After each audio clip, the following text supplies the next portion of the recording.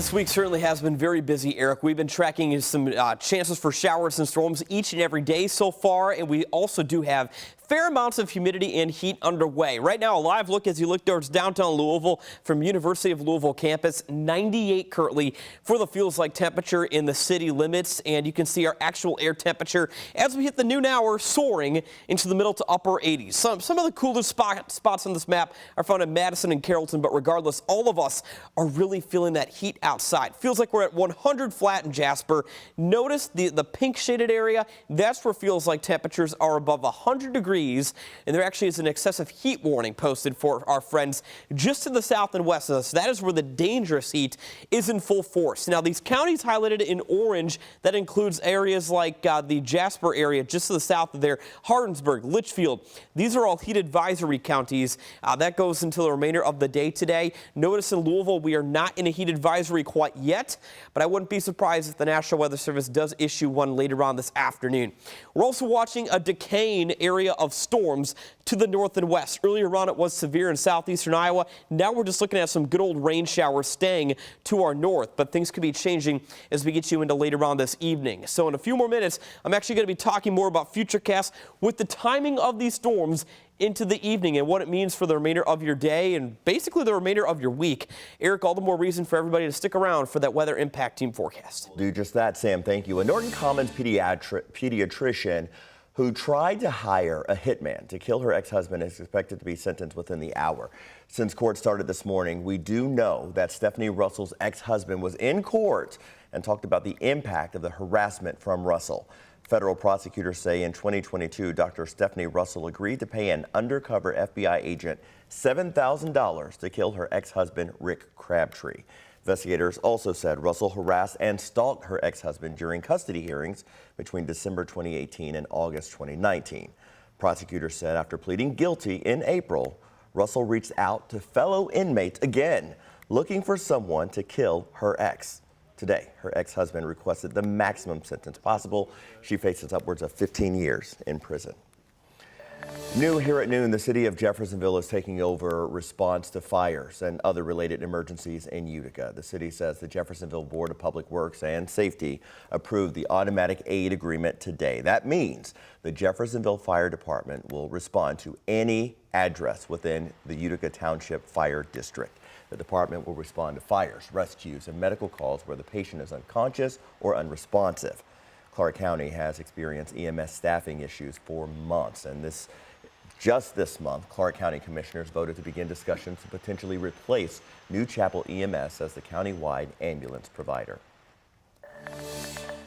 A high-ranking married couple inside the LMPD has filed a lawsuit against the city. The two have been accused of sexual harassment in a different lawsuit. Major Shannon Lauder and Lieutenant Jeff Lauder have accused the LMPD and Mayor Craig Greenberg of negligence and creating a hostile work environment. WHAS11's Ian Hardwick explains the Lauder's claims. I think those allegations are ridiculous. Louisville Mayor Craig Greenberg dismissed the allegations he was negligent for hiring former LMPD Chief Jacqueline Gwynn Villaroel. The accusation comes from a lawsuit filed by Shannon and Jeff Lauder, a married couple at the police department. In it, they claim top leaders like Gwynn Villaroel did nothing to stop a rumor about a drunken adult pool party at the Lauder's home in 2020. Sergeant Lauren Carby, who previously worked under Shannon in the Special Victims Unit, accused the Lauders of hosting the party in a separate lawsuit. In it, Carby says Shannon opened the door for Carby to engage in a relationship with Jeff before Jeff tried to kiss Carby. The Lauder's lawsuit against the city pushed back on that narrative, calling the gathering an open house to celebrate their recent professional accomplishments and the retirement of a cherished colleague. Carby's attorney, Sarah Collins, countered in a statement saying the claims in the Lauder's lawsuit against Lauren are nonsensical. LMPD has a history of covering up misconduct of high-ranking members, including sexual harassment and other misconduct by Major Shannon Lauder and Lieutenant Jeff Lauder. The lawsuit detailed other alleged mishandling of harassment complaints. The Lauders claim in March 2021, former Chief Erica Shields told Shannon she wouldn't be dealing with harassment if she were, quote, fatter and uglier. The couple also claimed LMPD mishandled internal investigations into them, outlining those complaints in a letter that passed from Gwynn Villaroel's office to the mayor's. However, the mayor would not answer when we asked if he received that letter. While the mayor touts reforms at LMPD over the last month, making it easier for victims of sexual harassment to come forward and training department leaders on the topic, he's also waiting impatiently for the results of an independent investigation into how LMPD handled all the sexual harassment complaints. And so there are 2 investigations that are going on right now, and I'm hesitant to give any timelines, but I'm hoping at least one of them is done within the next month. Those investigations are separate from those LMPD launched into the allegations of harassment and retaliation. In a statement, the department says, quote, "These investigations are imperative given the conflicting narratives of the recently filed lawsuits alleging malfeasance and sexual misconduct." Ian Hardwitt, WHAS11, on your side. Well, that lawsuit also accuses Major Brian Kuriger of sexually harassing Shannon Lauder before and during his investigation into that pool party. Kuriger and the Lauders are all on administrative leave. In Jeffersontown, police are investigating a double shooting that left one person dead. This happened around 10:30 yesterday morning at a home on Old 6 Mile Lane. J-Town Chief Rick Sanders tells us officers found a man and a woman inside. Both had been shot. The man died at the scene. The woman was taken to a local hospital. So far, police have not released any information about suspects in this case. Police are also looking for suspects in a double shooting that killed one man and injured another. This happened in the Russell neighborhood near 15th and Jefferson shortly after 10:30 yesterday. Police say they found 2 men inside a car. Both of them had been shot. One of them died at the scene. The second man was taken to a local hospital. He is expected to survive. According to the Louisville Metro Gun Violence Dashboard, there have been more than 50 shootings in the Russell neighborhood so far this year. Now, Jackie Floyd, that's a name you might recognize. She's a longtime Russell resident and a community activist.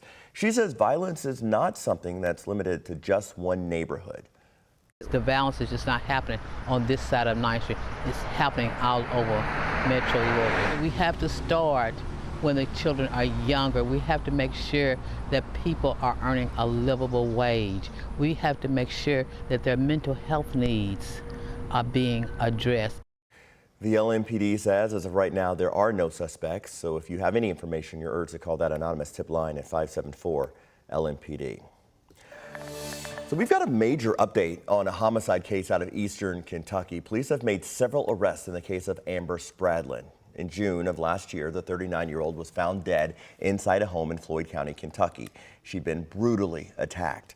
Her family says she was stabbed 11 times.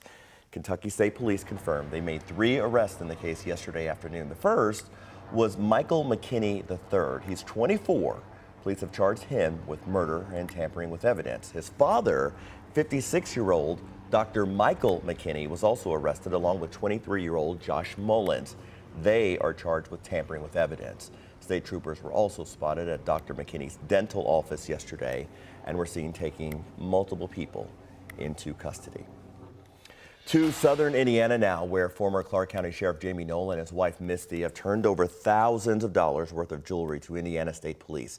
According to ISP, the couple surrendered several items, including 3 Rolex watches and a diamond necklace worth more than $16,000. Much of the investigation into Knoll and his family has focused on purchases made using Utica Township Volunteer Firefighter Association's credit cards. Knoll, his wife, and one of his daughters have all pleaded not guilty. In Louisville, the Metro Council is scaling back regulations on medical marijuana dispensaries in Jefferson County. In its meeting last night, the committee considered banning dispensaries within 1,000 feet of a school, public park, or library or church. However, several council members called that move too restrictive, saying it could make it more difficult for patients with transportation limitations. South Louisville Council member Dan Symes submitted an amended version that would stick closely to state rules.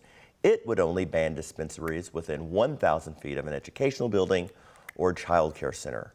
Metro Councilman Andrew Owen of the Highlands said conversations with the committee changed his mind on the ordinance. I see it more like a pharmacy than anything else now. And that's not really the way I was looking at it when we first started. So for me, this has been somewhat of an evolution in thinking. The measure did pass unanimously and now heads to the full Metro Council. Mayor Craig Greenberg and Louisville MSD are providing more information on efforts to reduce smells across the Metro. Over the next 2 years, MSD says it will invest $50 million into its odor mitigation program, or Clarity as it's called. MSD says those funds will go toward water and chemical treatment and biological filters. This program comes amid current work to replace West Louisville's catch basins, which have contributed to odors in that area. Tony Parrott, the CEO of MSD, explains what's actually behind the smell. We have had a history over the last few years in Kentucky with long dry spells, and so that exacerbates the odor issue. And within a combined sewer system, if you're not getting the rain, you're not getting the flushing, and so that can lead to odors.